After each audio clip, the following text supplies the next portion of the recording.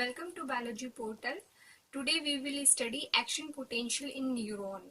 Neuron में action potential कैसे flow करता है, मतलब आपकी एक ये न्यूरॉन है, न्यूरॉन में मैसेज कैसे आगे की तरफ चलता है, कैसे आगे की तरफ फ्लो करता है। क्योंकि आपका मैसेज तो यहाँ पर है, तो मैसेज सपोज आपकी ये फिंगर है और फिंगर मतलब सेंसरी न्यूरॉन है फिंगर में, और ये जो फिंगर है इसमें सपोज किसी ने टच किया तो ये टचिंग आपको कैसे फील होती है, ये मैसेज आगे कैसे ट्रांसफर होता है न्यूरॉन में।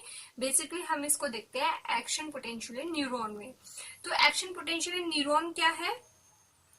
ये हमारा एक सेटअप है जिसमें डिपोलराइजेशन होती है, सब्सिक्वेंटली फॉलोड बाय रिपोलराइजेशन। पहले डिपोलराइजेशन होगी फिर रिपोलराइजेशन होगी, और डिपोलराइजेशन का मतलब है कि करंट का फ्लो करना या इलेक्ट्रिकल आयंस का फ्लो करना। तो हम इसमें देख सकते हैं ये बेसिकली हमारे न्यूरॉन का, ये जो आपका न्यूरॉन है इसमें जो एक्सोन पार्ट है, इस एक्सोन के एक पार्ट को मैंने जितनी भी स्टेप हो रहे हैं उसको डिफरेंट डिफरेंट वे में दिखाया है।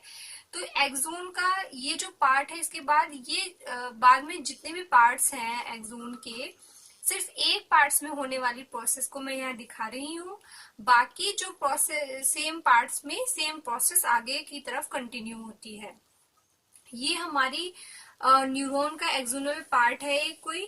इसमें देखिए डिफरेंट डिफरेंट चैनल्स मिलते हैं, और डिफरेंट डिफरेंट चैनल्स आप यहाँ पे इसकी डिटेल देख सकते हैं कि कौन सा चैनल क्या है। बेसिकली जो हमारा sodium channel, voltage gated sodium channel है, ये हमारा बहुत इंपॉर्टेंट है। इंपॉर्टेंट सभी है बट इसी की वजह से बेसिकली डिपोलराइजेशन होता है, और इसके बाद जो potassium voltage gated potassium channel है उसकी वजह से रिपोलराइजेशन होता है। तो चलिए देख लेते हैं। ये न्यूरॉन में अंदर की तरफ नेगेटिव चार्ज होता है due to the loss of potassium ion. Basically होता क्या है कि यहाँ पर पोटेशियम ज्यादा होते हैं। देखिए यहाँ पे नेगेटिव नेगेटिव है, ये नेगेटिव क्यों हुआ है पहले हम देखते हैं कि इसमें ये पॉजिटिव साइन क्या था। पॉजिटिव था पोटेशियम और बाहर था सोडियम। तो सोडियम बाहर होते हैं और पोटेशियम अंदर होते हैं नॉर्मल कंडीशन में, बट ये जो पोटेशियम होते हैं लीकी चैनल से बाहर की तरफ जाते रहते हैं। देखिए लीकी चैनल्स होते हैं, वोल्टेज गेटेड होते हैं। यहाँ पे सोडियम का भी लीकी चैनल है और वोल्टेज गेटेड भी है। तो अभी जब रेस्टिंग में है हमारी मेम्ब्रेन, तो वो काम जो हो रहा है वो सिर्फ हो रहा है लीकी चैनल से। ये चैनल्स हमारे स्टार्ट अभी नहीं है, ठीक है। तो नॉर्मल कंडीशन में पोटेशियम बाहर जाता रहता है, और ये पोटेशियम क्या है, पॉजिटिव है। तो जब पॉजिटिव आयन का लॉस होगा तो हमारी मेम्ब्रेन कैसी होने लग जाती है, नेगेटिव। और ये इतनी नेगेटिव होती है, इसका पोटेंशियल अगर हम मेजर करें तो ये होता है हमारा -70। इस -70 को ही हम रेस्टिंग मेम्ब्रेन पोटेंशियल कहते हैं। अब ये इसको देख लेते हैं। ये जो हमारा सोडियम चैनल है, सोडियम चैनल में डिफरेंट डिफरेंट गेट होते हैं। ये सोडियम चैनल में आपका ये एक्टिवेशन गेट होता है, यहाँ हम लिख सकते हैं एक्टिवेशन गेट, और ये होता है इसका इनएक्टिवेशन गेट।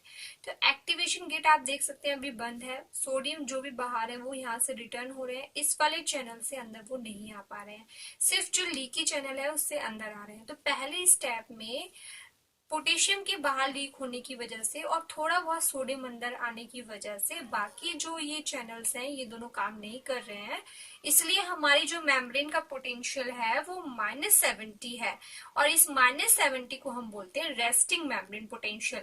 अगर हम ग्राफ में देखें तो एक्स और वाई एक्सिस पे हम जब प्लॉट करते हैं तो -70 को हमने यहाँ लिया है, और आप देख रहे हैं रेड जो कलर है वो दिखा रहा है आपको कि आपकी मेम्ब्रेन में कोई भी फ्लक्चुएशन नहीं है, आपकी जो मेम्ब्रेन है वो रेस्ट कर रही है।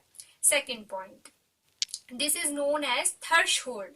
थ्रेशोल्ड का जो मतलब है, बेसिकली ये बहुत सारी जगह दिखाया नहीं गया है क्लियर बुक्स में, लेकिन बस लिख दिया है कि थ्रेशोल्ड होने की वजह से। लेकिन अगर ये थ्रेशोल्ड तो इतना इंपॉर्टेंट पॉइंट है, अगर ये नहीं होगा तो आपके न्यूरॉन में एक्शन पोटेंशियल जनरेट नहीं होगा। तो रेस्टिंग के बाद जो फेज आती है ये होती है थ्रेशोल्ड। थ्रेशोल्ड में क्या होता है, बेसिकली इधर आ जाइए, हैंड यहाँ पे लिखा हुआ है, रेस्टिंग था अभी को, ये रेस्टिंग फेज है और इसमें कोई भी हलचल अभी तक नहीं है। जैसे ही हम इसको टच करेंगे, इस न्यूरॉन को हम टच कर रहे हैं, तो इसके अंदर आयंस का मूवमेंट बढ़ जाएगा। और वो कौन से आयन का मूवमेंट बढ़ेगा अब हम यहाँ देखेंगे। ये आपकी न्यूरॉन है, मतलब हैंड में जो आपकी न्यूरॉन है उसको टच किया है, बाहर से कोई स्टिमुलस मिला है, और जैसे ही इसको स्टिमुलस मिलता है पोटेशियम तो लीक होते रहते हैं, लेकिन सोडियम जो यहाँ से सिर्फ 1 या 2 आ रहे थे अब यहाँ थोड़ा सा ज्यादा आते हैं, थोड़ा सा लीकी चैनल से सोडियम ज्यादा आते हैं।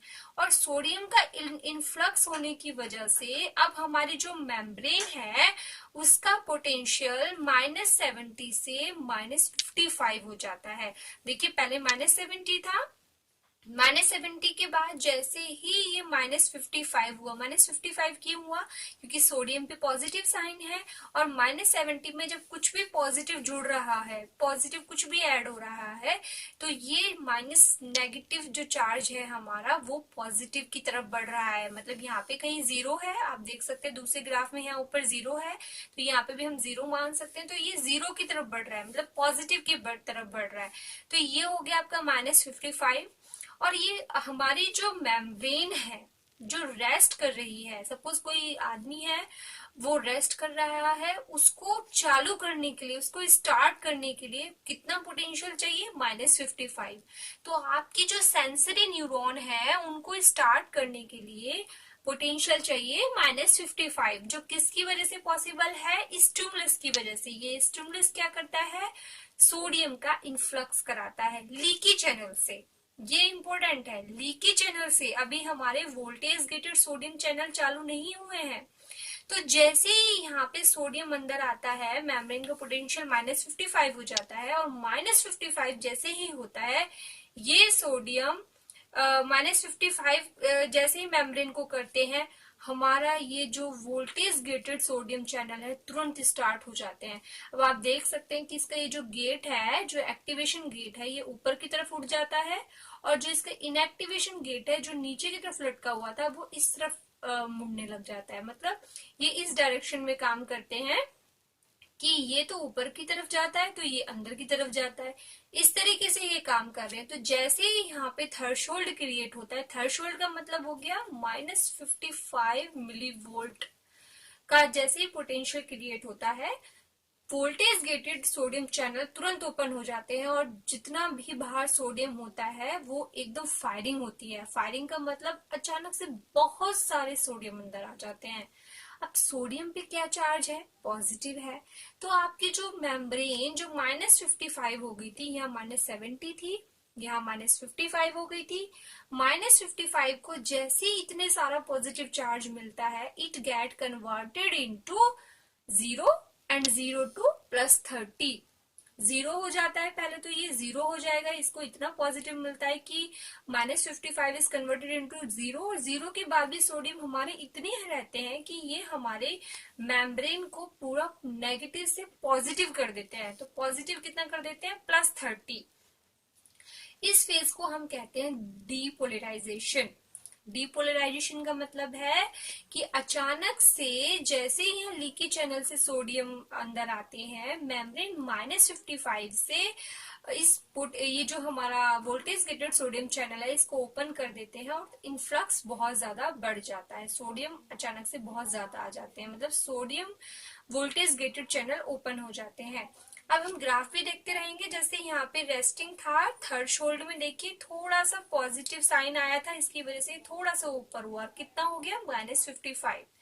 डीपोलराइजेशन में देखिए -55 के बाद में जैसे ही इसको इतने सारे सोडियम मिलते हैं, ये अचानक से ऊपर फटाफट बढ़ता है, और इतना ऊपर चला जाता है कि कहाँ पर जाके रुकता है, +30 के अप्रॉक्स जाके ये रुक जाता है। ये रुक क्यों जाता है, रुकने के बाद इस फेज में देखिए डीपोलराइजेशन के बाद होता है रीपोलराइजेशन। मतलब ये ग्राफ ऊपर नहीं जाता +30 के बाद, ये नीचे आता है, और नीचे आने का कारण क्या होगा, इसका मतलब सोडियम अंदर आना बंद हो गए होंगे। तो देखिए ये चैनल जो यहाँ ओपन था, अब ये यहाँ क्या हो गया, ये यहाँ पर बंद हो गया, इसका ये वाला गेट ऊपर की तरफ जाने लगा, और ये वाला गेट अंदर की तरफ हो गया। देखिए इसमें और इसमें फर्क है, ये भी हमारा इनएक्टिव स्टेट में है, ये भी इनएक्टिव स्टेट में है, लेकिन इसमें एक्टिवेशन गेट बंद है और इसमें इनएक्टिवेशन गेट बंद है। आप देख सकते हैं दोनों ही फेज में सोडियम अंदर नहीं आ पाएंगे। तो हमारी जो ये वाली फेज है रिपोलराइजेशन की, डिपोलराइजेशन में ये गेट ओपन हो गए थे और ये गेट सॉरी जो ये आयन चैनल था ये ओपन होने की वजह से हमारा जो अचानक से ऊपर बढ़ गई थी, अब ये बंद होने की वजह से यहाँ पर रुक जाती है +30 पे। अब इस फेज में क्या होता है देखिए, अब कमाल करेगा पोटेशियम। पोटेशियम जो अंदर था वो बाहर जाना शुरू कर देता है। देखिए इस कंडीशन में क्या था, सोडियम भी अंदर पोटेशियम भी अंदर, पॉजिटिव पॉजिटिव हो रहा है सारा कुछ, तो हम भाई बहुत पॉजिटिव है ये तो। अभी क्या था, ये मेम्ब्रेन हमारी पूरी पॉजिटिव चल रही थी, लेकिन इस कंडीशन में सोडियम अब बाहर जाने लगते हैं, कहते हैं कि नहीं नहीं अब हमें बाहर जाना पड़ेगा, बहुत पॉजिटिव हो गया।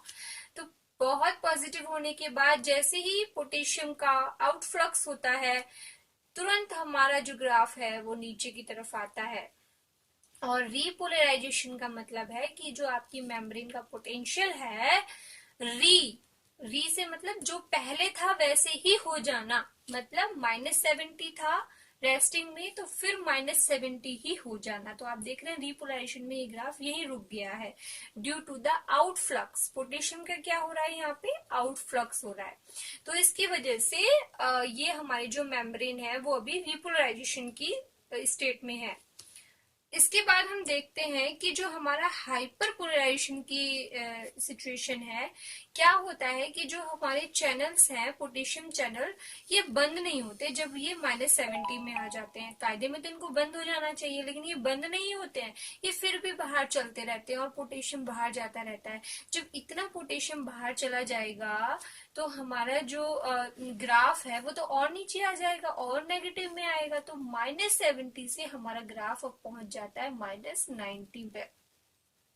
दिस फेज -70 टू -90 आप देख रहे हैं ये एक्स्ट्रा नेगेटिव हुआ है, मतलब हाइपर बहुत ज्यादा नेगेटिव हुआ है, इसलिए इस फेज का नाम है हाइपर पोलराइजेशन। तो आप देख सकते हैं ये सारे स्टेप्स थे। पहले फेज में रेस्टिंग में -70 हमारा रेस्टिंग पोजीशन में होता है पोटेंशियल। सेकंड में हम थर्शोल्ड में हमें -55 मिलता है due to the opening of sodium leaky channels. जैसे ही सोडियम लीकी चैनल्स यहाँ पर बढ़ते हैं तो हम यहाँ देख सकते हैं थोड़ा सा ग्राफ हमारा ऊपर चला है क्योंकि पॉजिटिव मिला है हमें। डिपोलराइजेशन की सिचुएशन में क्या होगा, -55 की सिचुएशन में ये सोडियम इसको ओपन कर देंगे, ये जो हमारा गेट है इसे हम बोलते हैं वोल्टेज गेटेड सोडियम चैनल। ये सबका एकदम गुरु है, यही इसी की वजह से बेसिकली एक्शन पोटेंशियल होता है। तो डिपोलराइजेशन की जो फेज है वो पूरी इस वोल्टेज गेटेड सोडियम चैनल की वजह से होती है। वोल्टेज गेटेड मतलब इसको वोल्टेज चाहिए, कितना चाहिए, -55 से थ्रेशोल्ड चाहिए।